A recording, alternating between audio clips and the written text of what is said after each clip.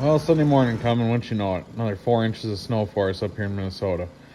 So, while wife was inside taking care of cookie orders and the kids, I fired up the snow blower and started moving some snow. Only hit the hood of the Camaro once. It's been sitting outside for about a month and a half now. Well, now the driveway's all clear, we can finally get back to race cars. It feels like it's been way too long. Took on a couple side jobs, got those done, but we're finally back in the shop. So, the first thing I do is disassemble my old 799s that got wrecked. As you can tell, every valve was bent and stuck, but I just needed the valve springs and the keepers, so grabbed the hammer, whaled them out, and we got them apart. While I was working on that, Dad came over with his brand new wheelie skis. Got them from ProFab. He was a little concerned because the factory muscle car pan hang down pretty far on the car, and we got about 150 off the nose, and we added about 150 horse to the car. So just to be safe, he picked these up. Well, after we got them installed, we're still not sure it's enough to save the pan, but it'll be close. We might shim them up or even pick the ride height on the car just a smidge. We also got his brand new drive shaft installed from PST. No, he didn't get carbon. I was kind of hoping he would, but I'll settle for this because before we had a junkyard drive shaft. In the meantime, Josh came down and helped me start getting the motor assembled. This thing's been sitting in the corner for probably a month and a half since I did the last video of me taking it apart. So he cleaned everything up, pulled the cam out of it, pulled the oil pump, got a different pump on it, put our new camshaft in it, and about that time I had the cylinder heads done and ready to go.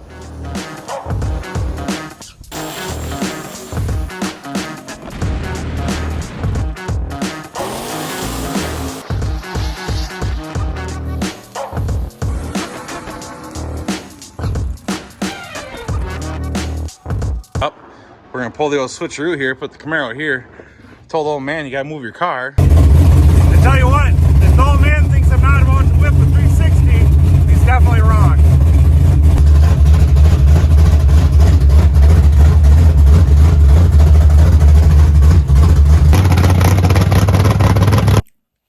Real quick, this seems like a great spot to jump in here in this video.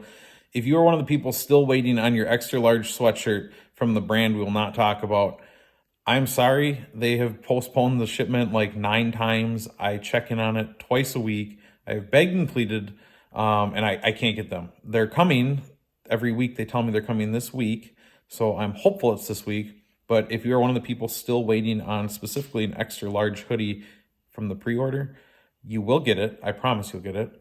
I don't know what yet, but I will throw something else in the package to make up for your lost time. Anyhow, back to the video.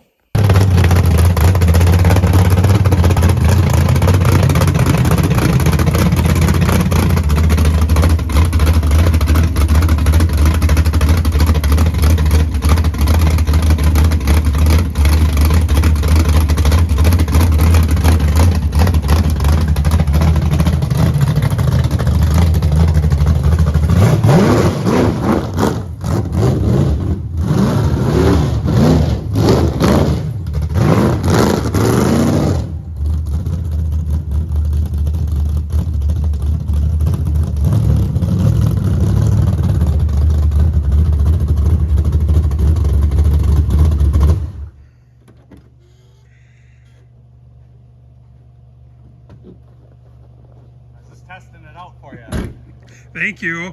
Yeah.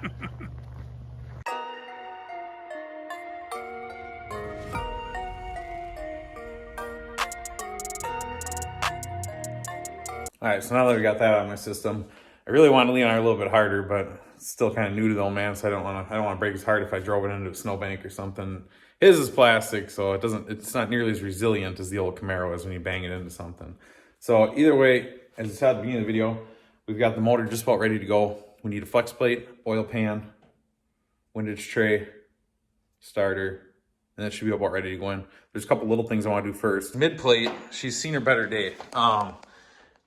It was already in, the motor is in when I put the long tubes on for the NA motor this year. So I just, as you can see, I kind of got after it with the old 4-inch angle grinder and just started chopping away feverishly until they fit. So I think I'm gonna grab, I have a blank mid plate over there, cut out a new one here before it goes back in, get that squared away.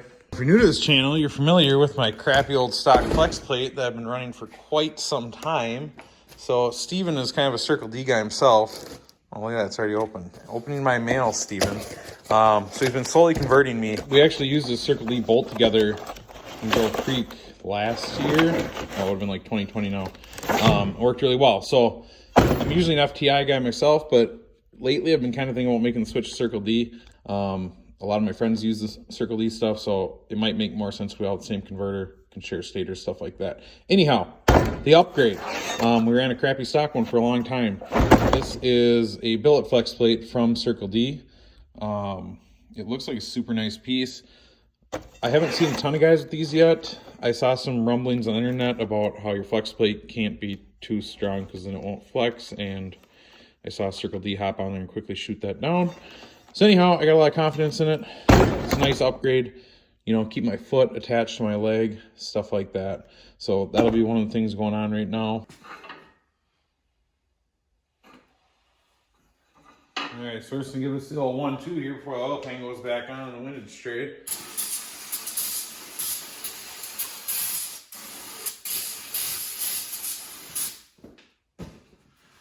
So if you're new here, this is the first video you watched. This is our first attempt at high compression methanol motor.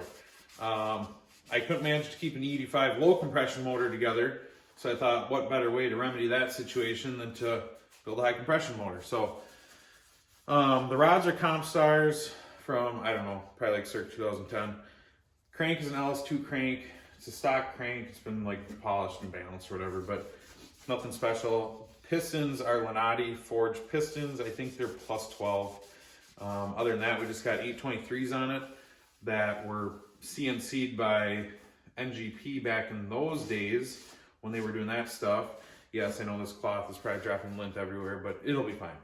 And that's about all it is. So some CNC'd 823s, decent set of rods, okay set of pistons, and just kind of hope for the best. It works out to like 13-1.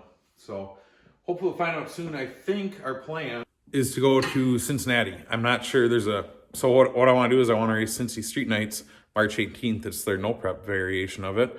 But I want to test before we go. So our options are Thunder Valley on like March 4th or 5th. Otherwise we can test in Cincinnati at Edgewater Motorsports Park on February 26th and then turn around a few weeks later and go back out there for the race.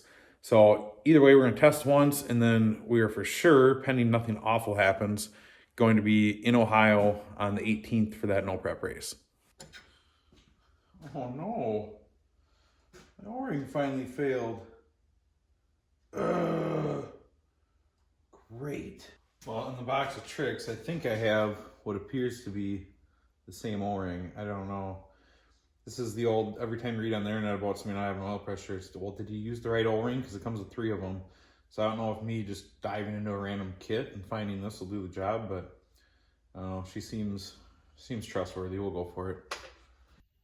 So naturally, the Chinese pickup tube fits like Chinese pickup tube, like it always does. So every time I put this thing on, I got to pull and bend and pry on it. But quick pry bar adjustment, no worries. And then just slam the pan on there quick, and you can see Brian was nice enough to weld me on a new oil drain bung, and we're about ready to rip. So here's a little pro tip for you on this number.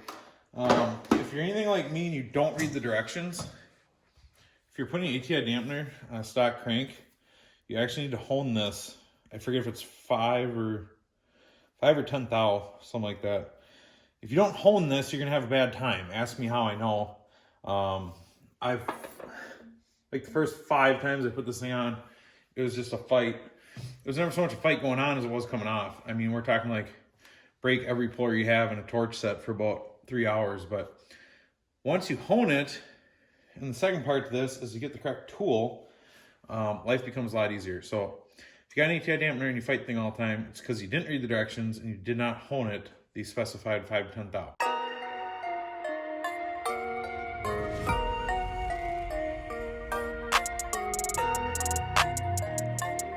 All right, that brings us to the bolt. I always throw some RTV on the base for oil leaks and then a little bit of anti-seize on the threads because it never hurt nobody to have anti-seize on everything, including myself. That brings me to the second point, a real quick point here. So junkyard stuff, SB stuff, whatever you want to call it, you don't need to cheap out on everything, i.e. this bolt I've used since the very first motor.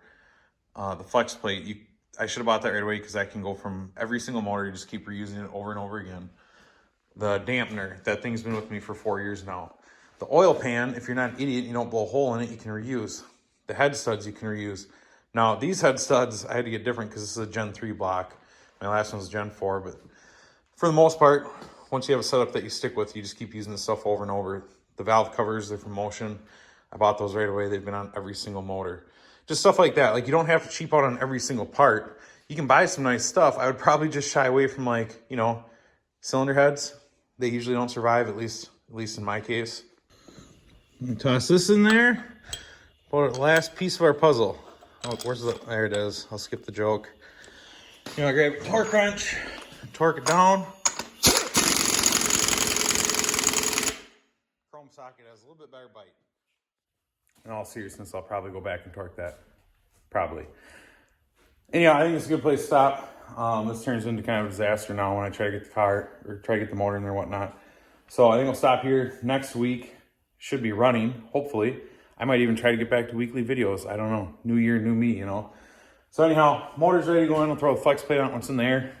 Huff it in here. Put the turbo converter back in.